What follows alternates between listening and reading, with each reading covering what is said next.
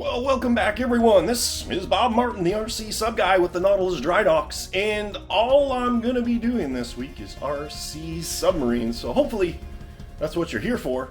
Customer is coming to pick up his Virginia, and this crazy thing hasn't worked yet, so we've got to get this modded up, back to the pond, tested out, and ready for pickup.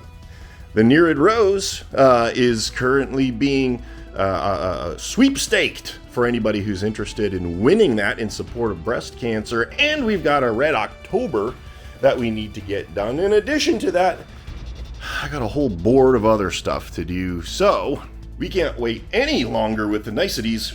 We got to get to work.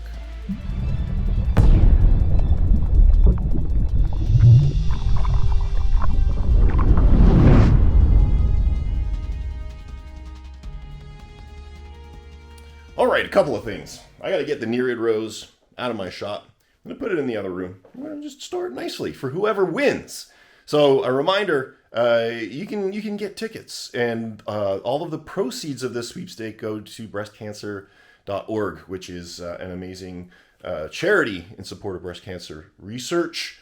So I've got to get this out of my shop, clear up the room for another project. Okay, first order of business is getting Virginia back into fighting trim again. You saw my last video. Totally checked the cylinder out for watertight integrity. There was zero leakage whatsoever. Which doesn't mean it's not going to leak in the pond again, but we'll see. The electronic switch that was installed was popping the fuse even with zero current draw whatsoever, which was viewable on the screen on the radio, which is a cool thing. So talk to the customer, and he's okay with my original suggestion of just simply going direct into the boat. Now, it's not really direct. There's a thermal reset fuse in here, so the boat is still fused. And the way those thermal reset fuses work is if you do pop the fuse, it will reset itself after the temperature of the fuse drops down. So provided the short doesn't still exist, it'll just turn the boat back on, or the overcurrent situation isn't there. It'll turn itself back on. So we're feeling good about this. Still be a fused boat. It'll vastly simplify things, and removing a potential point of failure from the boat, good in my boat. So what we're going to do, this is going to go out. We're going to connect these directly, do a little test on the bench, throw it in the boat, and then later on, into the top secret test facility. Okay, in theory, Virginia is ready for testing. It's installed, it's tested, everything seems to be functional. What I actually ended up doing, I replaced these, look at these rusty things. Just steel bolts that were in there before. I re-tapped. I put a stainless threaded insert in the base and stainless bolts. So now those will look pretty. They'll look so pretty from now on. So to power up the boat, you just put those together. Super easy. Access to the hull is just one bolt. So, you know, we talked about this before. If access to your hull is easy, don't put a remote switch in. Is a point of failure you don't need to contend with. Now it's different, you know, if it takes, you know, like 5 minutes to get into your boat because there's lots of bolts and rigging and all sorts of stuff, then it makes sense, right? You don't want to be undoing all of that, putting it back together, and undoing and putting it back together. But for this, just a simple battery connection. So I mentioned I wanted to do something with my Seawolf. One last thing before I put it away. Didn't like that lettering on the side. You remember, it was just like super simple, and you can't peel it off because it's under the clear coat that they put in there. So what I did, I went on the Amazonian rainforest site, and I got these stickers. They're pretty cool. I have no idea what this is, if that's like a brand of boat or fishing poles or whatever, but I thought Sea Fox was kind of cool because it's like a red color, right? The only thing is, this is all one piece, so I got to cut out all the little letters. I don't think it'll take long. I'm going to give it a shot. The real trick is going to be peeling them off all together and applying them all together. So I think you can get away with it with a little bit of masking tape. we'll have to see how it goes. Well, it was work, but I think it was worth it. So now it is the TTR SB Sea Fox. I like it. Took some trimming, and I did manage to pick off the old Seawolf where it showed through. The decals that they use, the stickers that they use are just like tissue paper, though. It takes a lot to peel them off. So one side done. I think that looks good. I like it. One side done, one to go. And the last side is done. I like it. I like it. What do you think? I think it's better than the Seawolf with this crappy Arial font. They could have done something more unique, you know? You know what I'm saying? All right, Seawolf gets to go, or Sea Fox gets to go back in her carry case, and in theory, it's ready for, you know, like lake trials. She's been in the pool and beautiful, but yeah, we gotta bring her out to the pond sometime. Maybe the next Fitz float. Next project we've got on the bench. Hopefully this is a quick one. Customer bought a bunch of 48th wheelhouse parts and salon parts for me. Originally he had bought off of Etsy. Pretty nasty 3D printed version. So he wanted a nice version. He got some parts for me, kind of piecemeal. But those didn't include like he messed up the wheelhouse windows, and he tried to buy new ones off Amazon, and he ordered like these flat ones, and then these like hemispheres, which are probably the right size, but they're solid, so they magnify. They're not see-through. Well, they're see-through, but not like see what's on the other side. You know what I mean? You zoom right in on the wheel guy's face. Anyhow, so he shipped everything to me. He wants those proper wheelhouse windows installed, the floodlights installed, and LED lights installed in both the wheelhouse and the salon. Just want to show you, he did a good job shipping it. I got a hunch this was probably just dropped off at the UPS store, but this is how you ship things, people. Properly shipped, not just chucked in a box. Now, what I'm interested in seeing, because the pictures were interesting that he sent me, is just what these look like. If I remember correctly, there was a copious application of like a sandstone spray paint. Oh yeah, oh yeah. All right. This unwrapping with one hand thing isn't working out so good. So let me get everything out, and we'll see what we're working with. Quick and easy. I don't think so. Depending. Let's examine what we've got to work with here. So he sent along some extra, these look like maybe 100mm domes. Lots and lots of them. That's nice. That was nice of him. I think he was donating those to me. Just, there's the wheelhouse. And here's the salon. They're beautiful.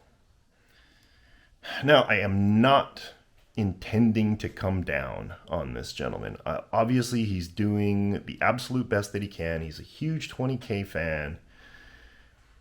The issue is there's kind of two groups of people. There's the people who are afraid to build something because they'll mess it up. And then there's the people who just plow straight into it and damn the torpedoes. We got a torpedo dude. So let's start with the wheelhouse. Yeah, copious amounts of this sandstone stuff. The hatch is kind of glued in crooked. Yeah, but I mean, it's glued. It's not broken. That's where he wanted it. The stand is kind of cool. You know, a little waterline diorama. Sure, cool. This is the wrong hatch. This is the camera obscura hatch. The same one as that one. This is not correct. And the arch is cockeyed. I think Nemo smashed into a ship a little too hard, but it's off by at least a centimeter at minimum. Other than that, it's not it's not terrible. Now Logan did the wheelhouse interior, and it's beautiful. I think you guys have seen this on our. Oh, this is weird. I don't know. Come on now. The instructions were to put LED lights in here and put the floodlights in and the wheelhouse window. That's going to be a challenge because this is all completely glued down and there's no access to the interior in any way, shape, or form whatsoever. Good. Yep. Now, here's the salon. Now, if I remember correctly, when we shipped this to him, it was fine. It was perfect. Something has happened here. Something terrible. This is all squished in. Like, did it melt on the way to the customer? And like the settees are all different. Fountain is in a weird spot. He bought irises, and here they are here. So they actually open and close, but he's completely and utterly glued them shut. They're seized. Everything is squished in. These are upside down and off center and completely crazed from copious applications of cyanoacrylate. I gotta think maybe these came loose in shipping and he re-glued them, but like this is the middle and the organ is like at least a centimeter off. Again, we're supposed to install lights in this, which I could just throw lights in there. But he was talking about replacing these domes. We're talking damage here, people, if I try and pry this off. Yikes. And we're going to have a little conversation because I quoted lights and windows, not rebuilding an entire salon. It's always how these work out. Just a small little project, you quote it accordingly and you get it, and it's like a mountain of work. So we're just going to set it aside for now and see what he says. Worst case scenario, put it back in the box, ship it back to him, and pretend it never showed up in my shop. Okay. Deep breaths, people. Deep breaths. Next project on the bench. You may recognize. Ta-da! Yeah, it's another Seawolf. It's my other Seawolf that I got. I sold it to a friend up in the north part. I don't remember where he lives. New York or something. But I got to convert it over to radio. Now, I've taken this apart just a couple of times, so I'm pretty confident that this should be a fairly quick procedure. We're going to see how quick we can knock this out. Ready, set, go. All right, we are out at the top secret test facility, and we've got Seawolf minus her side. We're just going to throw it in the trim tank here and see where it floats. Well, that looks awfully good. Perfectly level and everything, and the front's not leaking like mine did. Okay, well, let's see. Let's dump the ballast and see what happens. So she's floating just a whisper heavy in the stern. All right, I'm going to shift some weights forward. So I think we got her dialed in here. Can probably go down just a little bit. It's still maybe just a whisper heavy in the stern, but of course we got to add the other dive plane on the front here and the shell. So you can probably go ahead, grab that, put it all together, and see how it does.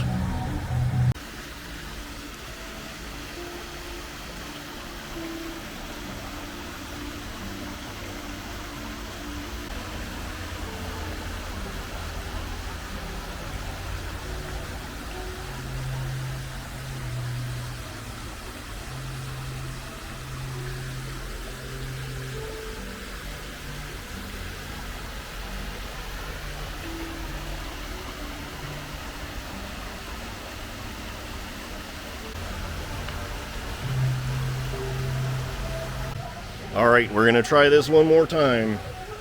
Texas, going in the top secret test facility. We're gonna exercise her in the big one, back and forth, ballast down, ballast up, ballast down, ballast up, back and forth, trying to get it to leak again. If it doesn't leak, feel confident to bring it out to the pond tomorrow morning.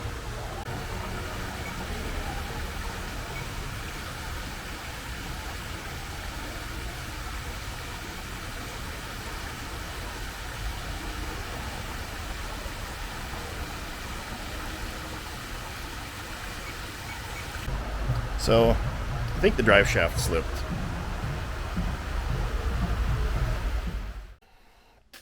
Yeah. So, with the upgraded powers of our brushless propulsion unit, sheared the dog bone pins.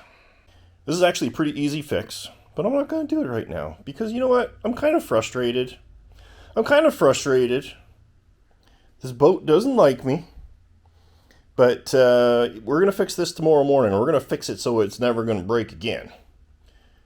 But for now, it's Saturday night. I'm hot. I need a drink. All right, Sunday morning. Been up for a while. I've been up since like 3:30 working on stuff. But we got to address this drive shaft. So here's what we got going on. These little nubbers that stick out of the nylon dog bone have sheared from the massive torquification of this motor. Actually, they were a little worn before. I was hoping I wouldn't have to do anything with them, but apparently I do. What we're going to do is replace those little nylon nubbers with a stainless steel pin. Ain't going to be no way you're going to shear that. So what we need to do, grind the old ones off, drill a 16th pass through, and install a stainless pin. And this is what I was talking about. This is what we got. Stainless steel upgrade. So, yeah, I think we're going to have much better luck. Now, let's throw this back in there, shall we? I got the Seawolf out of here. It was tested, boxed up, on its way to Bob. Not this Bob, the other Bob. I got shipment from a guy. He's like, I got this LA class submarine. Don't know anything about it. Can you take a look at it and let me know what it's worth, what we can do with it? All of that stuff. It's sitting right here. I'm going to unbox this here as we talk. He sent, looks like, a battery, sealed lead acid battery, powerizer. Ooh, 6 volts, 4.5 amp hour. Is this a 6 volt boat? You got a battery charger. Okay. Smart charger. Okay. Conquest FPT4NBF transmitter. We got power? Nope. Completely and utterly dead. While I unbox this thing, I came into possession of 5. For anybody who's a fan of the Seaview, you'll have seen on my website 68th scale Seaview full kits. They're absolutely gorgeous. They're optimized for RC. The gentleman that was printing those out actually said he's ending up going in for back surgery and he won't be able to ship out or anything like that. So, hey, did you want to grab these? I'm like, yeah, sure. So, with that being the case, got them at a pretty good deal. And if you jump onto the website right now, you'll see them at a highly discounted price. They're right in the new products section, right on the homepage. Or you can search for Seaview. They'll find them too. Or in the model kits section. So, yeah. If you want a Seaview model, this is going to be a really economical way for you to get into a superb RC optimized kit. Go check it out. I'm going to finish unboxing this thing. It's looking pretty freaking cool so far. 96 LA. I think this is the Flight 3 with the VLS and the forward retracting dive planes. You know, gosh, this thing looks familiar. Look at that anechoic tiling on here. Super cool. But it's got a ringed prop, which I thought was the Flight 2. I thought. There was a little... Where did it go? There's a little end thingy goes like this, I guess. We'll have to glue that back on. That got broken off. It wasn't super well packaged, if I'm to be brutally honest with you. Just from what I'm seeing here so far, all of the seams and tolerances look really good. This looks nice and clean. I'm hoping whoever put this together did a good job. But now we need to figure out how to get into it.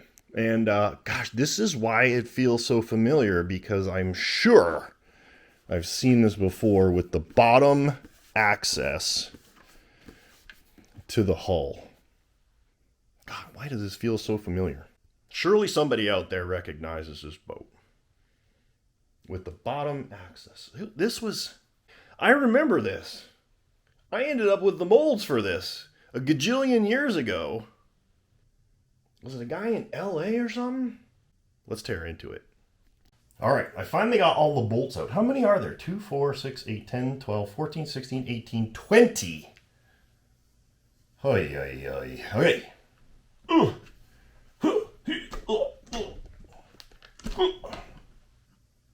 Holy hell. Okay, so these doors are all cast with weights inside them. Okay, cool. Like it. Sure. Okay. Okay. Okay. We got battery charger in here for the radio. That's good. I'm guessing this forward compartment is for the battery. Okay. This is super interesting. So, dry hull boat. Here's the battery leads and the pass-throughs for, we got lots of venting.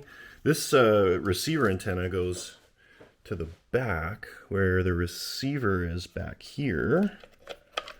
We've got speed controller, receiver. Okay. Legit. Oh, and my very favorite M-Tronics electronic speed controllers. I don't know that this boat's ever been run, to be brutally honest. We got pass-throughs, some piping that goes all the way through and into here. I guess that's to equalize air pressure between the two forward compartments. See that there's an air intake there that goes in here that equalizes the pressure, and then that goes into the forward battery compartment. So as you fill this up, it pressurizes the air compartments and equalizes through these tubes. All right, we got it all figured out. We got wires going to the back, and it looks like this comes off and the whole stern comes off, and there's probably a waterproofed motor back here. I took the nose off, and it goes into this little plastic tank, which was sitting in here like this. So the water's going in there, it fills up, and eventually it fills up enough that it floods out the other tube, which goes back this way and into the central ballast tank. I'm going to have to percolate on this a little bit. Maybe a diagram on the board. Water comes in through the intake, into the pump pumps it into the forward plastic tank where the pickup goes bloop and droops to the bottom. So the water's filling this compartment up until it gets all the way to the top, and then it flows through the pipe into the ballast tank.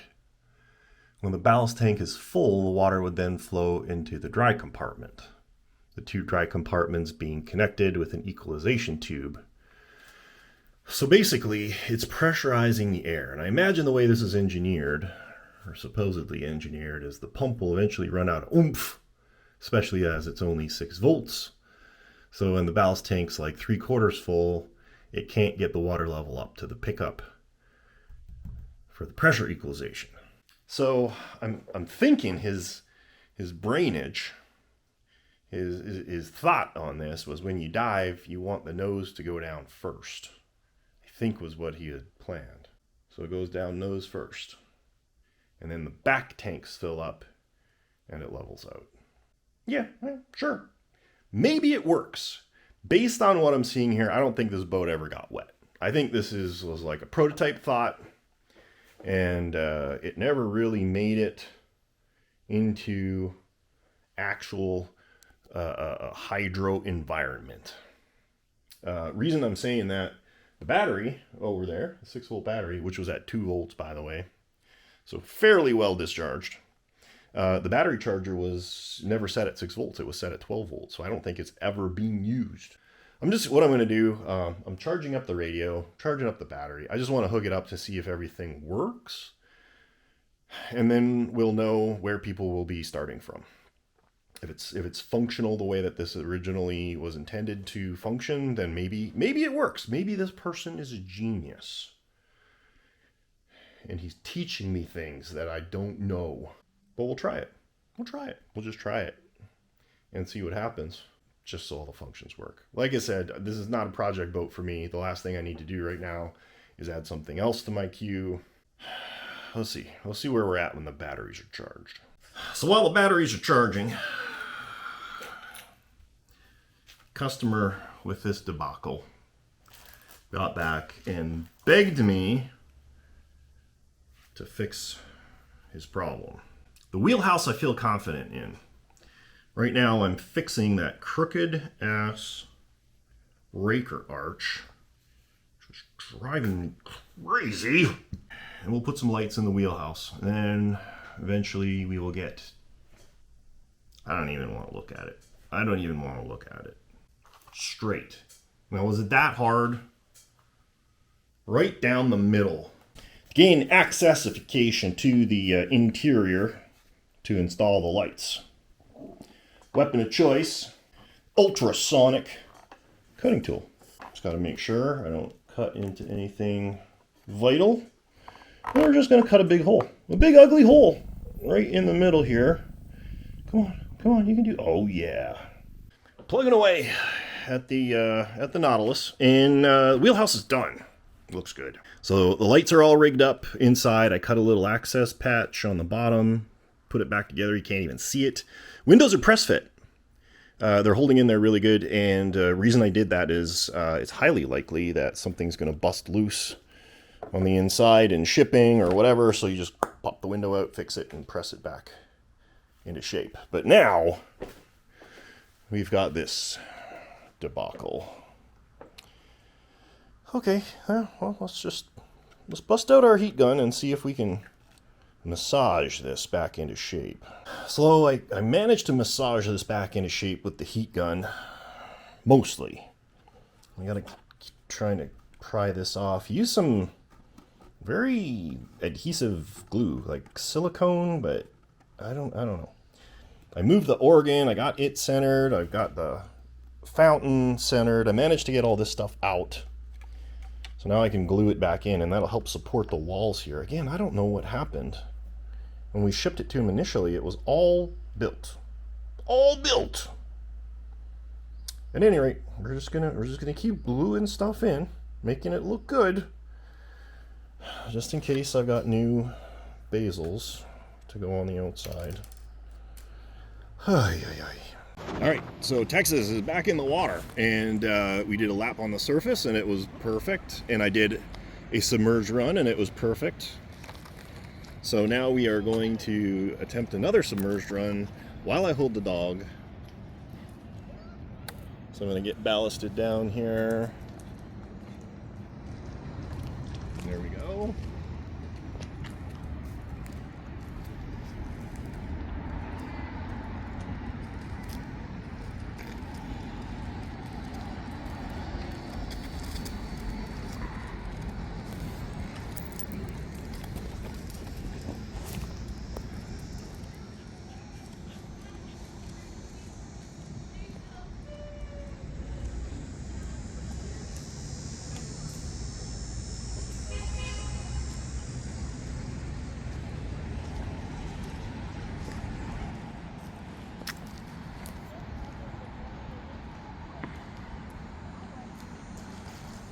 Stick.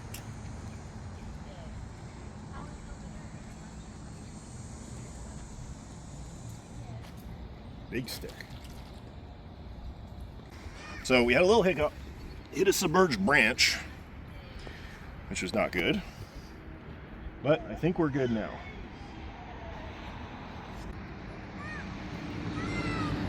All right. Don't snag the buoy.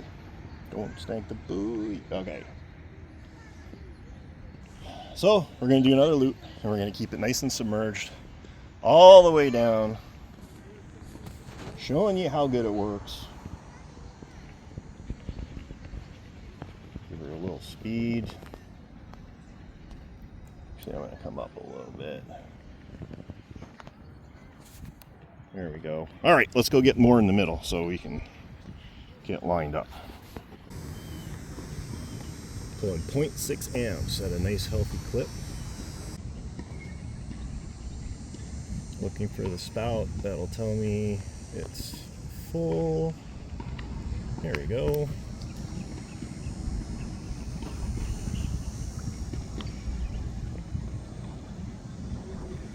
Nice and easy. Look at that. Beautiful.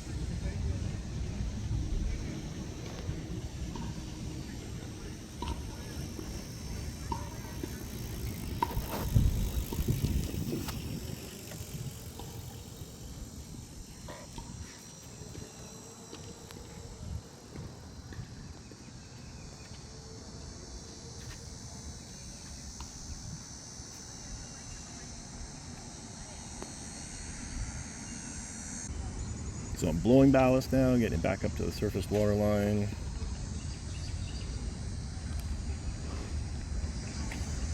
We'll just do one more circle back. And I want to test the auxiliary propulsion as well. Give her a little speed.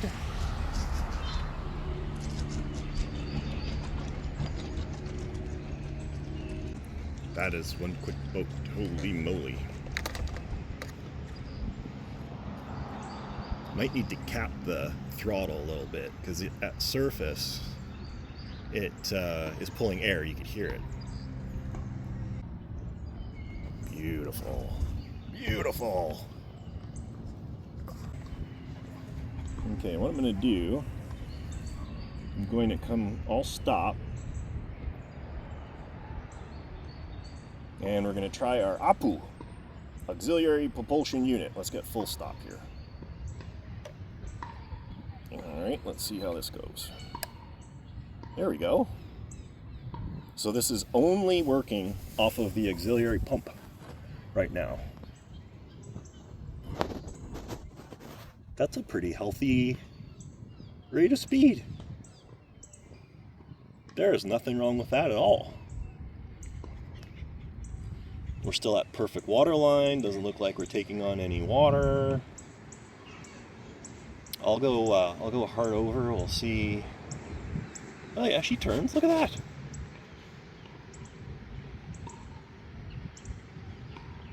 Very cool. I'm really impressed.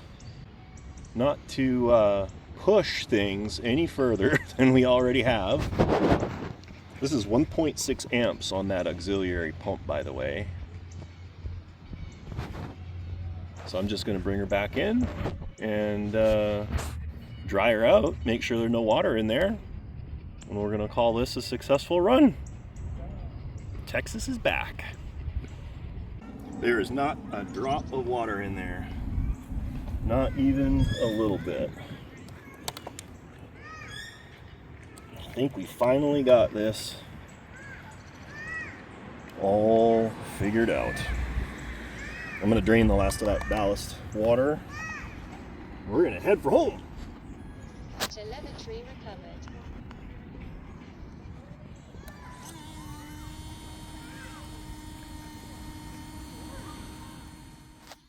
And it's Monday. Apparently it's Hawaiian Shirt Monday.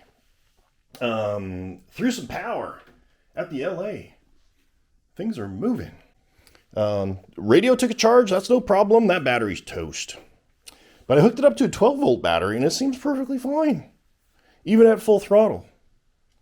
So I think it would do fine with a 12-volt battery, or you know, like a 3S LiPo or something like that. Get lots of runtime. But let's see here. What do we got going on? We got the pump. We've got our dive planes, nice and smooth actually. And that's the seal that he came up with. That's like a homegrown seal, silicone tube with RTV inside there. So I mean, yeah, I think that'll work. I think it will. Rudder and throttle.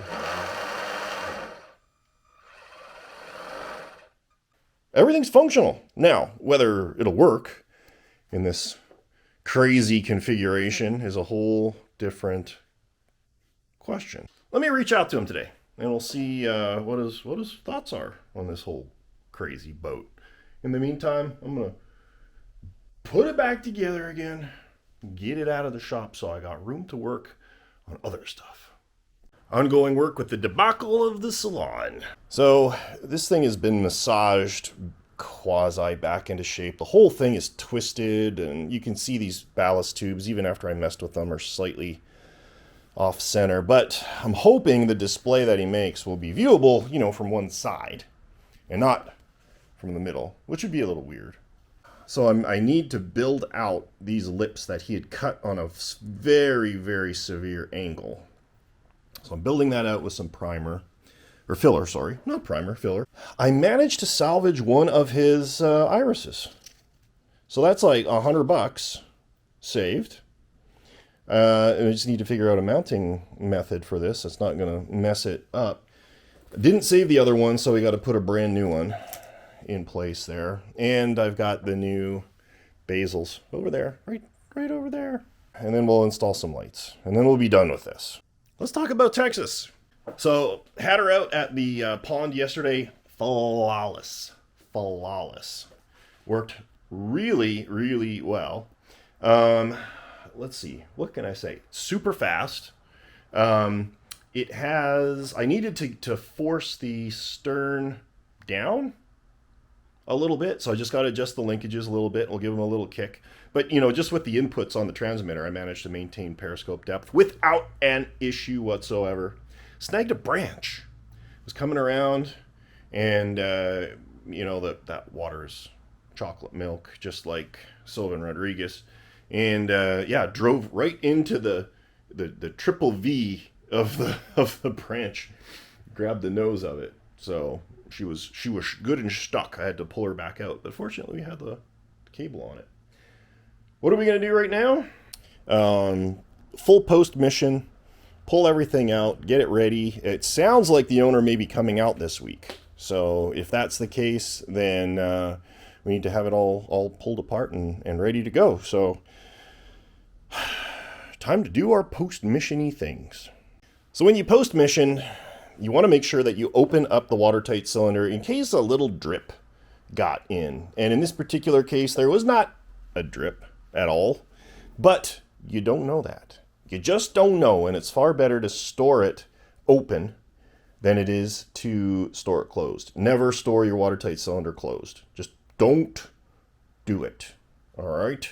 Now that this is all done, we're just going to let everything fully dry out. It's got water on the outside and stuff like that. And we'll give it a little once over, make sure it's all clean. Got some weeds and stuff on here. But let's take a look at what's back here. So you all know I have that 48-inch Nautilus kit. Always wondered if we could scale that down and knock out a 72nd scale kit. And the answer is yes, kind of. This is it. This is the prototype print from my vendor overseas, all done in high strength, high definition resin.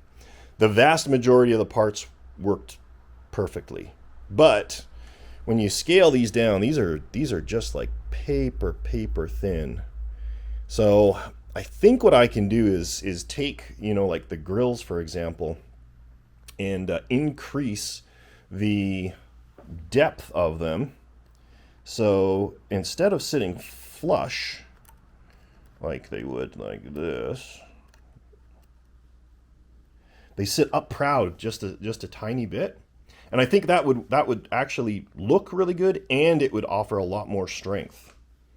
So I'm going to mess around with that. Get.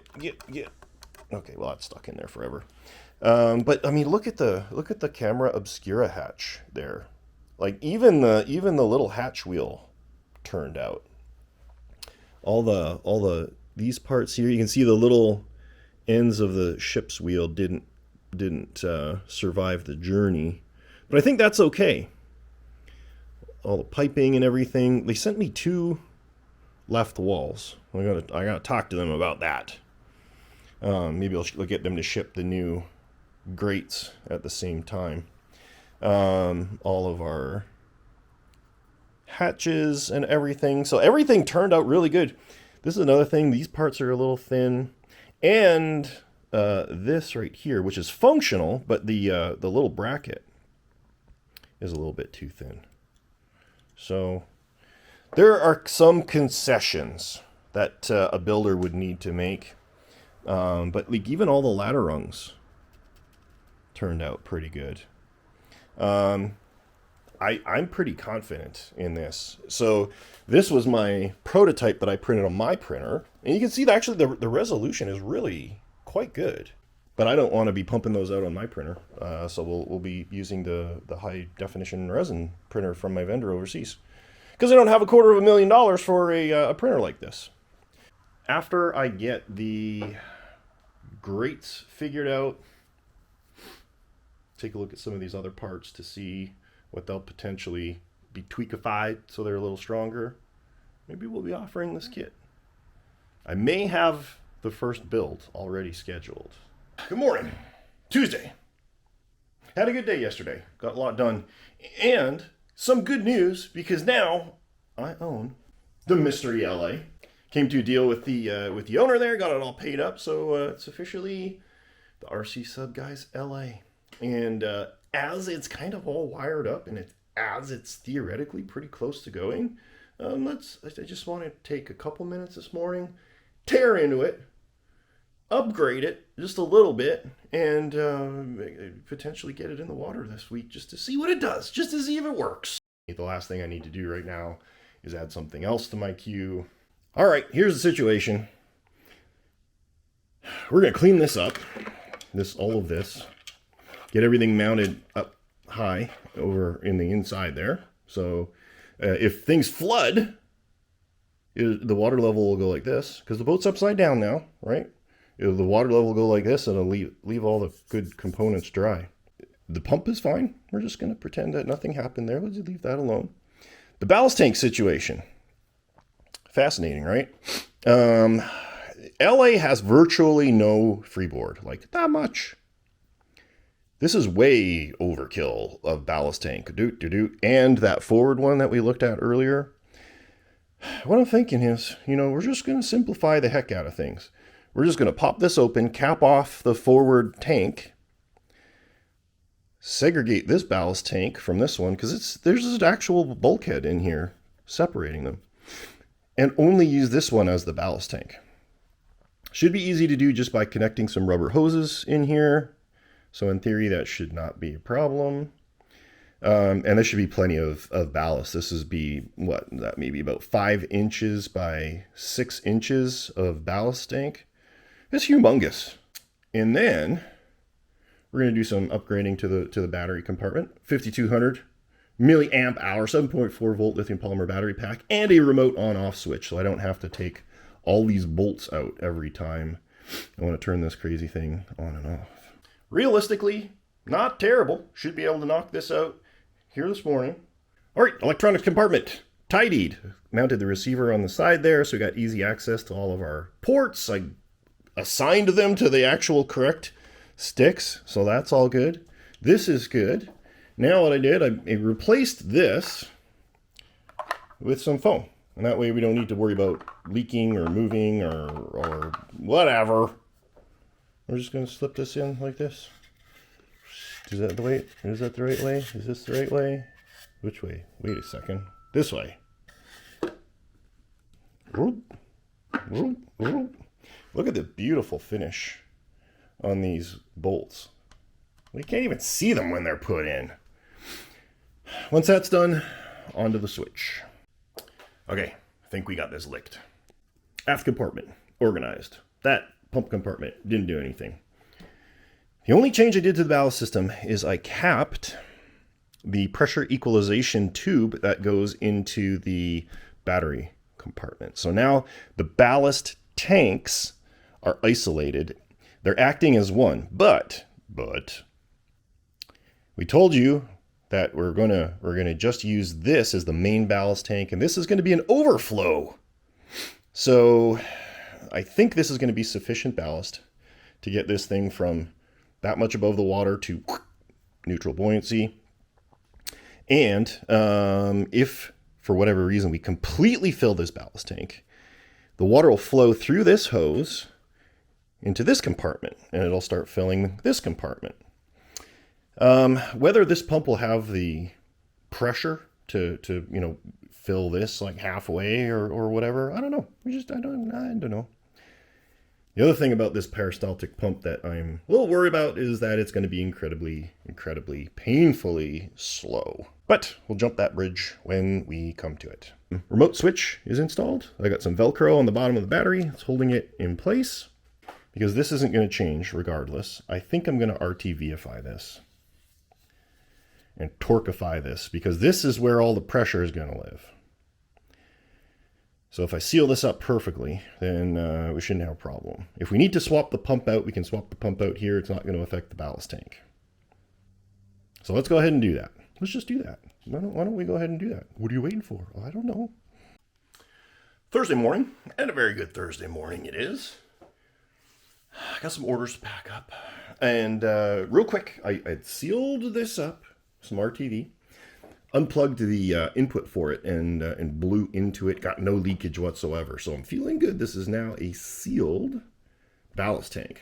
What I'm going to want to do here, plug this back in again and probably disconnect this hose, run an additional hose out and just try and pump some water and just see how quickly this thing actually moves the liquids. If it's not enough, there should be enough room in here for me to put a gear pump and a solenoid. The other thing I want to do is create a test hose for all of these compartments to make sure that the watertight integrity of the main dry hull area is good. So let's pack up some orders and then drill some holes and do some pumpages. All right, I made kind of a mess of this whole thing. Fortunately, it's on the bottom. But I installed a little nipple, a little air nipple, 90 degrees. And what I'm going to do, I'm going to keep a little hose on the bottom there that's capped most of the time. And then to test, you just swap it out for a long hose, and you'll be able to blow into it to test for leaks. But when I was drilling, I tried using my milling machine, but the skin of this is just like 1/8 of an inch deep, and the rest of it is all of these beads, these ballast beads, and they're steel, and they just chipped and gouged and popped, and I was hoping it would have been lead because then it would have just milled nicely, but it's not. So I made a mess, and now I need to fix it. I'm going to use some epoxy and a little bit of this Art Time powdered paint, and basically you just mix in a little bit of this. It colorizes the epoxy, and then when I put it in here, it'll be black. There you go. No need to paint. Oh, there, I spilled. Got it all over my blanket. Dang it. I'm gonna let this kick off here a little bit, and then I'll switch the hose out to make it look a little neater, a little cleaner. And for now, though, what we're gonna do is do some testifications on this pumpifier. Power, on, we got power. All right, I have no idea which direction does what here, so let's see. Oh, wrong way, let's try the other way. Well, that's not impressive. What's going on here? This is a peristaltic pump, it shouldn't be needed to get primed. It'll go the other way. Do I need to swap these around? Hold on. All right, it's working, at least in one direction. Let's see. Put this here. Can you see both?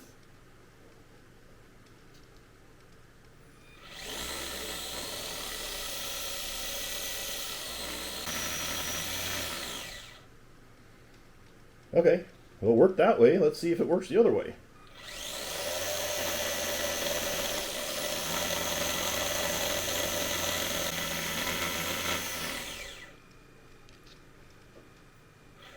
Not terrible.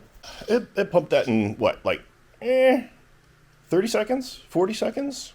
And that's probably roughly the amount of ballast that we're going to want in here. So, I am satisfied that this pump should, in theory, do what it needs to do. So we'll hook everything back up again. I do want to clamp these because we're going to have some high pressurage coming out of here. Other than testing the watertight integrity of the dry compartments, this might be ready for trimming. Having said that, I'm 99.9% sure that one of these three compartments is going to leak. Let's just try it. Let's just try it.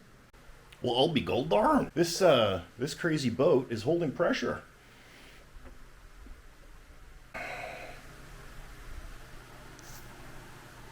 This means we could put it in the test facility. Except my test facility looks like this. Because we've got roofers doing roofing things on our house, making noise and a big mess. So the top secret test facility is off limits. But I'm okay with that because the boat seems to be ready. We just need to wait for these guys to finish their thing, which they'll be done with by the weekend, which means, boys and girls, we can put the LA aside for now.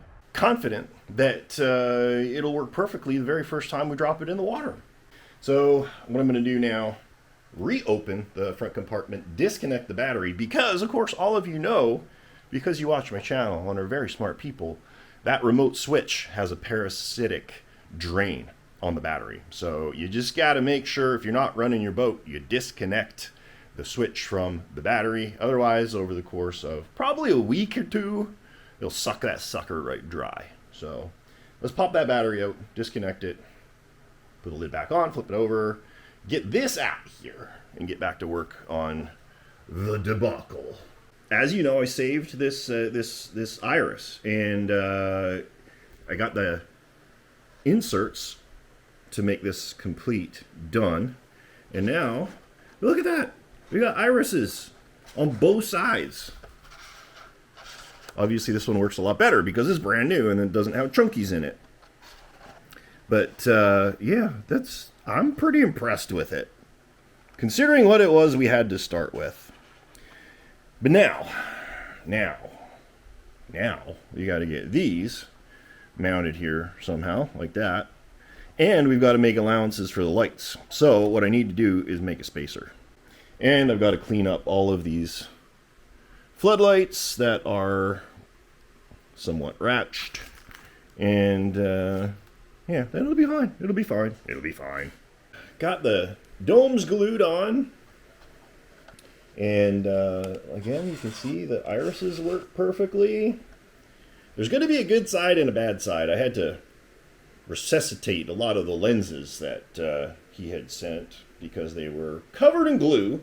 But this is what we ended up with for the lighting situation. And I just like testing these with a 9-volt battery. Ooh.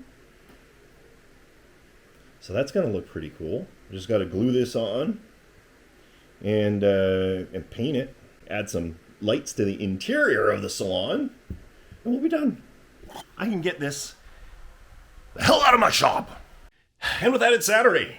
And I had just a little bit of time in the shop today, and got to stop because then I got to make this video for you guys to watch. What I did get done was the debacle and the debacle light. So here we are. You know. Wired up a 12-volt power adapter. And you just plug it in there. And just hit a little switch. Got a little toggle switch right here. And boop. That's what she looks like. I think it turns out pretty cool. You know, considering what we had to work with. Not shabby. I think he's going to be happy, you know, compared to what he had to start with. This is pretty slick. Boop. This doesn't work. Brand new out of the box. But thanks to the wonders of the Amazonian rainforest website, I'm going to have a brand new one here this afternoon. That's pretty cool. Let's take a look at the salon. So we'll disconnect this.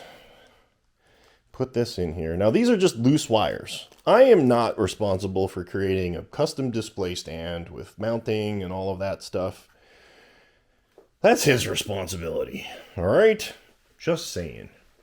So this is what we got. I put the lights on 2 circuits. We got the interior lights, and if you take a look, let's see here. Let me pull this a little forward. You can see in there. And, oh cool, functional iris. Yeah, pretty slick. Which switch was what? Bloop. We got our exterior lights. And the reason I did that was because these exterior lights are pretty bright. And it kind of makes it hard to look inside if you put them on the same channel. This is done. I just need to clean it up, get all the dust and everything out from the inside. Customer's already paid for the extra work. I get a little impression that it was under duress. I don't think he understood the amount of extra work this was, but that's what life is like. So we're going to get this thing all boxed up and shipped out on Monday. And that means our bench is pretty well clear to put another project on it. So where does that leave us off for this week? Virginia, Texas is done, tested, ready for the customer to pick up on Monday afternoon. So Monday morning, I'll do final tweakifications, just make sure everything's good. Final check of the cylinder. I've got a shipping crate I'm going to need to pull out. And we're going to go for dinner afterwards. That's kind of cool. And then I've got 2 quick projects that we need to knock out. The customer that bought the Helldiver, yes, the Helldiver finally sold. Also bought my 2 other stock Neptunes, but one of them he just wants a little bit of steampunkification. You guys remember my steampunk Neptune? Not the first one, the second one. Does this ring any bells? This guy here, and the little dwarf driving it. I'm not doing the driving dwarf, but we are going to do just throw a coat of paint on, throw a new tower on, and make it look cool, and then just test them and make sure they're functional. That's the projects on the bench there. And then, absolutely, positively, we have to get Red October done. It's been languishing on my bench for far too long, and it's so close. So close! And hey, one quick reminder is DiveTribe today. I've talked about this before, but we got a very special guest today. Kevin McLeod with KMC Designs. He does all my submarine electronics. He's going to come in and field questions, and perhaps even more exciting, he is going to show off his 1/96 scale scratch-built Russian Oscar with functional rocket-powered missiles.